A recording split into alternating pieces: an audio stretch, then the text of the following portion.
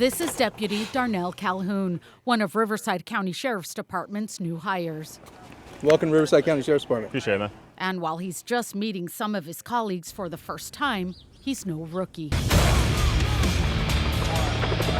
He comes with 3 years of experience in law enforcement from a department that's considered top-notch, the San Diego Police Department. I'm glad that I can be here and be a part of the community. He says he loved his colleagues in San Diego and already knew the city well. Then things started to change. And a lot of people started to leave due to a lot of the vaccination status stuff that I won't really get into. So it took a hard hit on my station. Calhoun is vaccinated himself, but he left SDPD for several reasons, including low morale and an increasing workload. And that, he says, is a problem when you're doing an already dangerous job.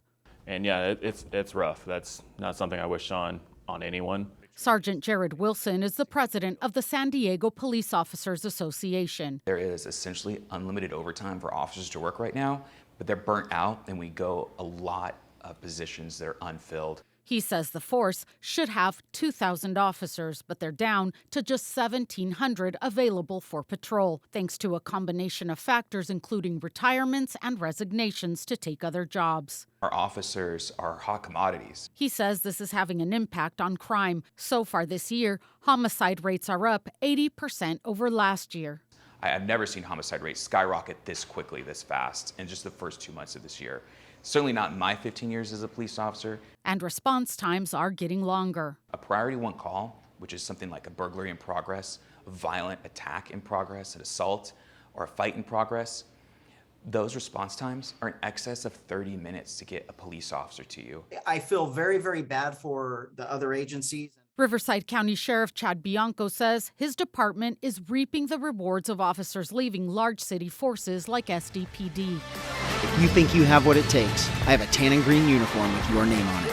He says last year they hired fewer than 20 officers from other departments, and this year there's already more than 60 in some stage of the hiring process. Nearly 20 of them are from San Diego County agencies, already trained and ready to hit the streets. Ready? Ready.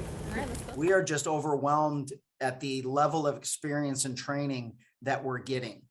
We have SWAT team members, we have canines that are coming over, we have aviation people that are coming over.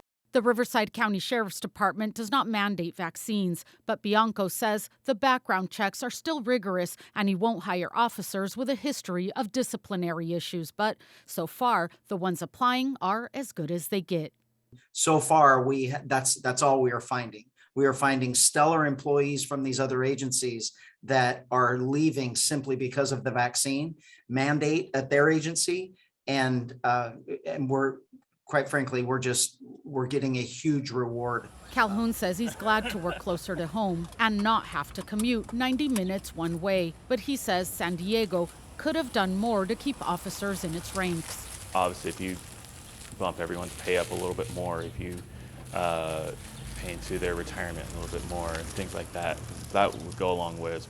Union President Jared Wilson hopes a more competitive contract will stop the hemorrhaging and attract good officers. This isn't just about the vaccine mandates. That is the #1 thing that pushed people out the door. But we also have vaccinated officers leaving now because they're underpaid and they're overworked. Bianco says even with the transfers, his department is breaking even and is looking to hire 450 more deputies. Kitty Alvarado, KPBS News.